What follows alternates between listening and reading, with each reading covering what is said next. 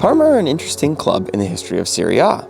In the modern era in particular, they have spawned some absolute legends of the game. They were also able to win a bit of silverware along the way. So let's dive into Parma in my series I like to call Tales from the Serie A.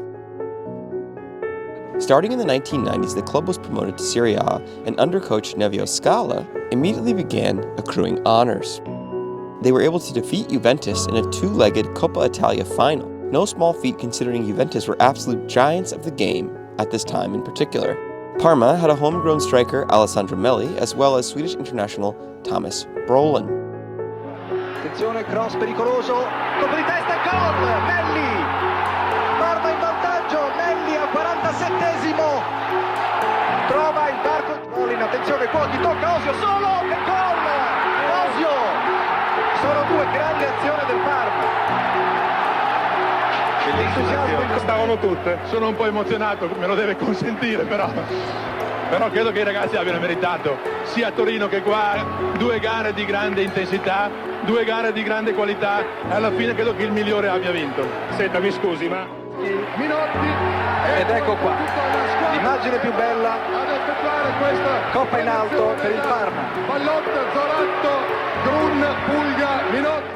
The following year, Parma made it to the Cup Winners' Cup final, which was basically like the UEFA Cup. They beat Belgian side Antwerp in the final and added Colombian Faustino Asprilla to their roster.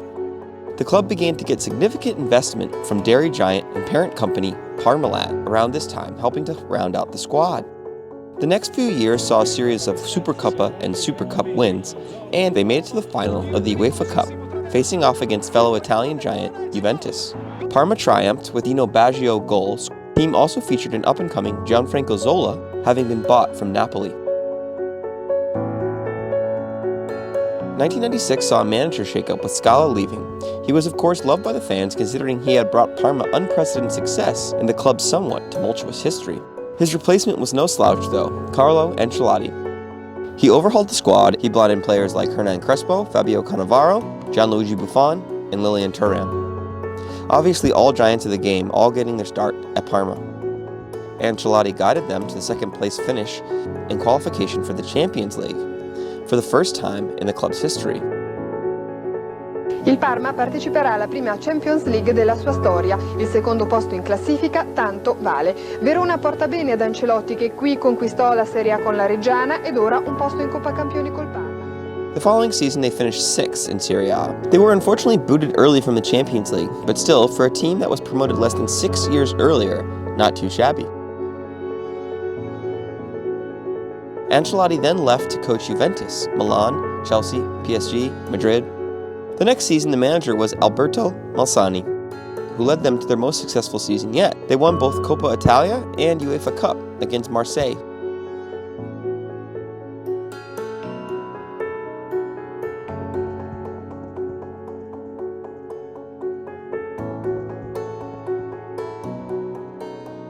The squad was improved by the arrival of Argentine playmaker Juan Sebastian Veron. Veron sa far tutto, ha grandi tecnica e grandi doti atletiche. Abbiamo visto con che percussioni sia partito, 40 metri palla al piede, dribbling, tiro non convinto di sinistro, non è il suo piede preferito, ma Veron ottima azione. This was perhaps the zenith of Parma's climb out of the depths of Italian football. They had a respectable cup double and an all-star squad of names that would ring out in football for years. Cannavaro, Thuram, Veron, Crespo, Asprilla, Buffon.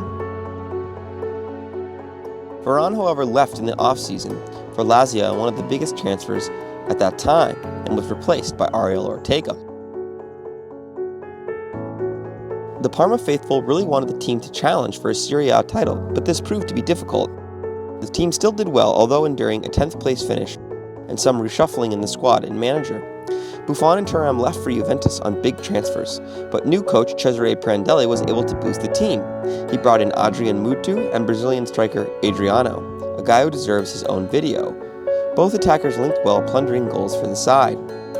Defenders such as Bonera came in to replace Cannavaro, and a new goalkeeper, Sebastian Frey, did a decent job filling in for the departed Buffon. The club finished 5th in Serie A.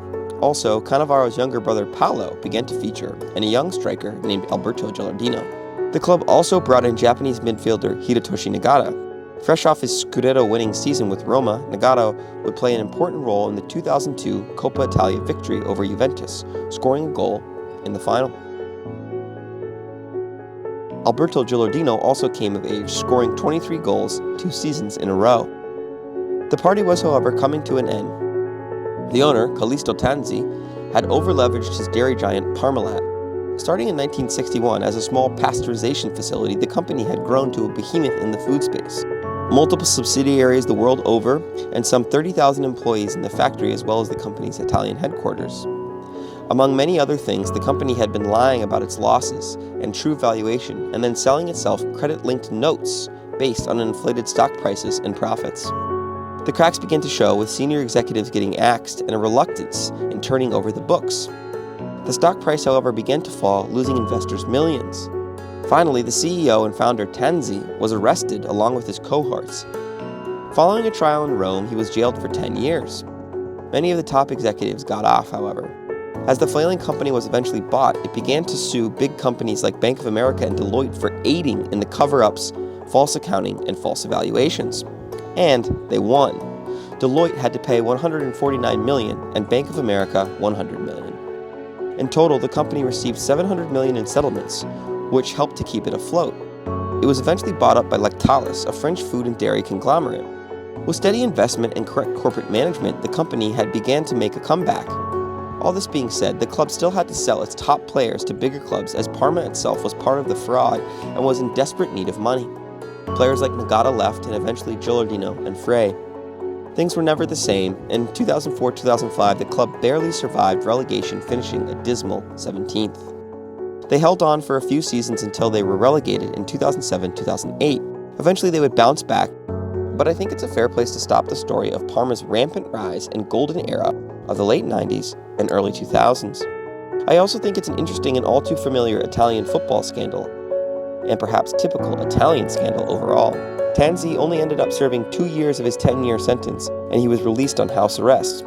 He died last year of pneumonia at 83 years old. It was said that he had embezzled over 800 million euros. Even his prized art collection, concealed at his friend's house, was seized and auctioned off in Milan. The sale was called Rediscovered Treasures, Impressionists and Modern Masterpieces from a Private Collection. This is what makes me love Serie A so much.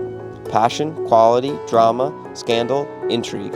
A guy over-leveraged his own family company for a chance at sporting glory, and he came pretty close. On top of that, the Parma faithful saw a spate of quality players grace the pitch at the Stadio Ennio Tardini, and helped to develop some amazing homegrown players and nurture the early careers of future greats.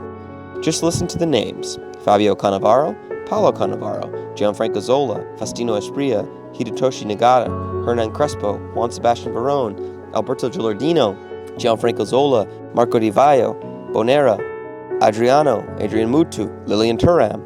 This is a veritable who's who of world football.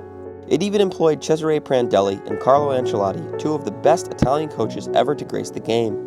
Perhaps because they never won a Scudetto, they're not talked about in the same breath as the big Italian clubs. But they are for sure one of my favorites and make for an interesting story in the world of Italian soccer.